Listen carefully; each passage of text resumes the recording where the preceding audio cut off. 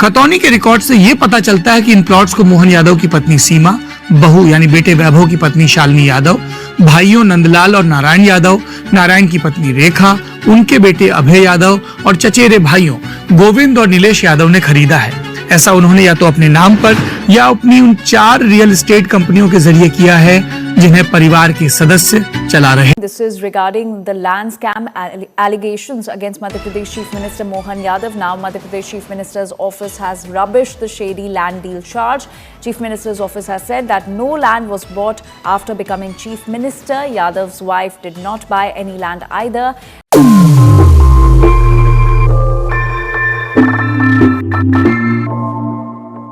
राजनीति में बेहतरीन चकल्लस चल रहे हैं, लेकिन हम लोग ही सोशल मीडिया से काफी दूर हैं। इतने मजेदार विषय आ रहे हैं और हम वीडियो नहीं बना पा रहे हैं।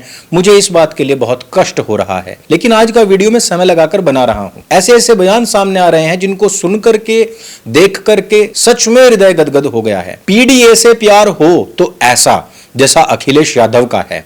पूरी भारतीय जनता पार्टी को रात दिन कोसते हैं, लेकिन जैसे ही डॉक्टर मोहन यादव यानी कि मुख्यमंत्री मध्य प्रदेश के ऊपर आरोप लगता है तो अखिलेश जी तुरंत ही डब्बे से बाहर आकर बचाव में कूद पड़ते हैं। मोहन यादव जी को बदनाम करने के लिए ये बीजेपी ने साजिश की है, और अगर मोहन यादव पे ये आरोप है तो उत्तर प्रदेश के मुख्यमंत्री जी ने तो 300-600 एकड़ जमीन ली है। दूसरी तरफ केवल एक डायलॉग घी खाया करो बोल करके 11 ऑस्कर जीतने वाले सौरभ द्विवेदी पत्तलकार जी, जो कल तक मोहन यादव से उनकी जमीन के बारे में स्पष्टीकरण मांगने के लिए उनके घर चले जाया करते थे, चैनल बदलते ही तुरंत उनके खिलाफ बिगुल लेकर खड़े हो गए हैं। पब्लिक स्फीयर में सब सुनते हैं। मोहन यादव जी की आलोचना करने वाले जो पहली चीज आपके खिलाफ प्रस्तुत करने की कोशिश करते हैं वो ये कि अरे साहब, उनको तो जमीन, कॉलोनी, प्रॉपर्टी, लैंड, इसमें बड़ी दिलचस्पी है। समर्थक कहते हैं कि साहब राजनीति में वो बाद में आए, ये उनका व्यवसाय है और व्यवस्थित ढंग से कह रहे हैं। आप जब इन आरोपों को सुनते हैं तब क्या आपका जवाब होता है? खतौनी के रिकॉर्ड से ये पता चलता है कि इन प्लॉट्स को मोहन यादव की पत्नी सीमा, बहू यानी बेटे वैभव की पत्नी शालिनी यादव, भाइयों नंदलाल और नारायण यादव, नारायण की पत्नी रेखा, उनके बेटे अभय यादव और चचेरे भाइयों गोविंद और नीलेश यादव ने खरीदा है। ऐसा उन्होंने या तो अपने नाम पर या अपनी उन 4 रियल एस्टेट कंपनियों के जरिए किया है जिन्हें परिवार के सदस्य चला रहे। और जो कल तक ये कहा करते थे कि मोहन यादव भाजपा की नाक में नकेल कस देगा क्योंकि ये एक पिछड़े वर्ग से आने वाला व्यक्ति है, वो ही आज मोहन यादव के तथा कथित जमीन घोटाले या भ्रष्टाचार की लिस्ट लेकर नगरी नगरी डगर डगर घूम रहे हैं।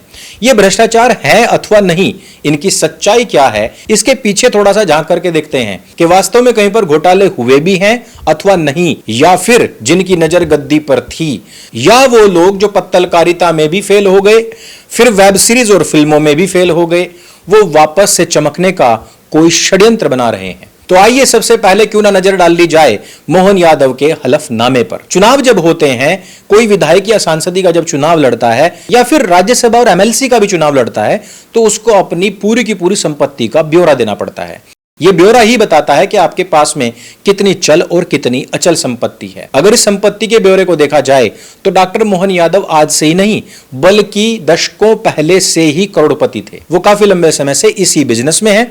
उनका काम ही है जमीन लेना, प्लॉट काटना और लोगों को बेचना। 2023 के हलफनामे में मोहन यादव ने अपने हलफनामे में 17 एकड़ भूमि लिखी थी और उसमें 1 भी इंच की घटोतरी या बढ़ोतरी 2026 की आज की तारीख तक नहीं हुई है। हलफनामा केवल चुनाव लड़ने वाले व्यक्ति का ही नहीं दिया जाता, उसकी पत्नी के नाम पर कितनी प्रॉपर्टी है इसका भी दिया जाता है। मोहन जी की पत्नी का नाम है श्रीमती सीमा यादव। सीमा यादव जी के पास में कितनी प्रॉपर्टी थी और कितनी प्रॉपर्टी है? सीमा यादव जी के पास में 12.29 एकड़ भूमि चुनाव लड़ने से पहले भी थी और इतनी ही आज भी है। जैसे कि उन्होंने शपथ ले रखी हो कि भैया मुख्यमंत्री रहने तक एक सुई की नोक के बराबर भी भूमि ना खरीदेंगे और ना ही बेचेंगे। अब बात करते हैं सिद्धि विनायक कंपनी की, जिसके नाम पर बल्क में जमीन खरीदने का आरोप लगाया जा रहा है। तो 2017 से पहले मोहन जी इसके निदेशक हुआ करते थे, लेकिन 2017 में ही इन्होंने इस्तीफा दे दिया था और ये उससे अलग हो चुके थे। यानी 2017 से लेकर अभी तक लगभग 10 साल हो चुके हैं वो निदेशक पद पर नहीं है। सिद्धिविनायक क्या करती है क्या नहीं करती है, इससे इनका डायरेक्ट कोई लिंक नहीं है। वैसे नेताओं, मंत्रियों, आईएएस, आईपीएस का ना डायरेक्ट कोई लिंक हुआ भी नहीं करता है, लेकिन ठीक है, अभी थोड़ी सी और जांच कर लेते हैं। इनके बेटे का नाम है वैभव। वैभव जी के नाम पर चुनाव से पहले 16 एकड़ जमीन थी। इन्होंने भी अपने पिताजी के मुख्यमंत्री बनने के बाद ना एक भी इंच जमीन खरीदी है और ना ही बेची है, जैसा कि इनके टोटल हलफनामों, इनके बयानों और जो जमीन की खतौनी आदि चेक की गई उसके बाद में कोई परिवर्तन नहीं मिला है। भाई साहब, ये भारतवर्ष है, यहां पर मुख्यमंत्री छोड़ दीजिए, अगर एक पार्षद का लौंडा भी है तो वो भी अपनी स्कूटी के पीछे लिखवा कर घूमता है कि पार्षद का बेटा, और 20-50 दुकान पर अपना हफ्ता चालू कर देता है। लेकिन एक ये है 16 एकड़ जमीन पर ही रुके पड़े हैं। अरे भाई, भारतवर्ष के अंदर लाखों एकड़, करोड़ों एकड़ जमीन ऐसी है जो अभी विकास के दायरे में आ रही है। कुछ खरीदो भाई, बाप का नाम रोशन करो। लेकिन यहां पर एक पेंच फंसता है। वैभव यादव जी की जो पत्नी है शालिनी यादव, इनके पास में 10 एकड़ जमीन है, लेकिन कमबख्त ये भी मास्टर प्लान की जो जमीन है उससे बाहर की जमीन है, इसलिए फैमिली के ऊपर तो आरोप नहीं लगाया जा सकता। सिद्धिविनायक कंपनी के ऊपर भी डायरेक्ट कोई इल्जाम नहीं लगा सकते। अब इल्जाम लगाने के लिए उनको परिवार के बाहर जाना पड़ेगा, यार और रिश्तेदारों पर जाना पड़ेगा, उनके साथ उठने बैठने वाले लोगों पर जाना पड़ेगा, उनके भी जो साथ के लोग हैं या उनके जो नौकर चाकर हैं या उनके घर में जो पालतू कुत्ते आदि हैं उनके नाम पर एक बार चेक करना चाहिए कि उनके नाम पर कितनी जमीन है। चलिए, इतनी सारी बातें हो ही गई हैं। एक मुख्यमंत्री जो 3 साल से मुख्यमंत्री है इतने बड़े स्टेट का, जो कि सबसे बड़ा स्टेट है, और वहां पर इतना बड़ा मास्टर प्लान आ रहा है और उसकी घोषणा भी आई थिंक अप्रैल या मई 2023 में ही हो गई थी।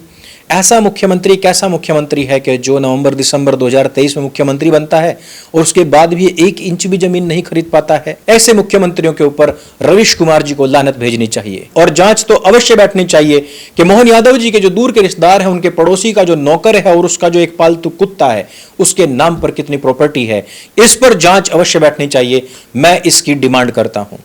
और जब हम इतनी बात कर ही रहे हैं तो क्यों ना हम मुरादाबाद के एक छोटे से पीतल व्यापारी के बारे में बात करें। एक पीतल का व्यापारी हुआ करता था मित्रों दशकों पहले, जिसकी टोटल प्रॉपर्टी 40-50 हजार से ज्यादा नहीं थी। यह व्यापारी का जो परिवार है ये 2 kg राइस बैग कन्वर्टेड होता है, यानी कि हिंदू से तत्काल ही क्रिश्चियन बना होता है। वो क्रिश्चियन लड़का एक दिन अचानक से एक लड़की से ठीक उसी प्रकार टकरा जाता है जिस प्रकार से कभी हमारे राजीव गांधी जी विदेश में पढ़ने गए थे और वहां पर एक लड़की से टकरा गए थे। दोनों का दिल धड़कता है, फिर दोनों के दोनों शादी कर लेते हैं। लेकिन ठीक उसी प्रकार से लड़के के घर वाले मरते चले जाते हैं और फिर यह मुरादाबाद वाला लड़का उस लड़की से, जो खुद भी क्रिश्चियन ही थी, कि क्रिश्चियन मां की बेटी थी, उससे शादी कर लेता है। लेकिन इस मुरादाबादी क्रिश्चियन लड़के के फैमिली मेंबर्स कंटिन्यूअसली संदेहास्पद तरीके से इसी प्रकार मरते चले जाते हैं जिस प्रकार से राजीव गांधी जी के अपना विवाह करने के बाद उनके परिवार वाले संदेहास्पद तरीके से मरते चले गए थे। दोनों कहानियां देखिए कितनी सिमिलर हैं। पूर्व में जो हो रहा था वही पश्चात में भी घटित हो रहा है। फिर राजीव जी की जो पत्नी थी उनका तो घर, अगर आप देख सकते हैं स्क्रीन पर, एक ढूंढला सा खंडर सा मकान था। लेकिन जैसे ही वो भारतवर्ष आती हैं उनके पास में अथाह संपत्ति हो जाती है। दिल्ली के महत्वपूर्ण क्षेत्रों में उनके नाम से प्रॉपर्टी उगने लग जाती है बरसाती मशरूम की तरह।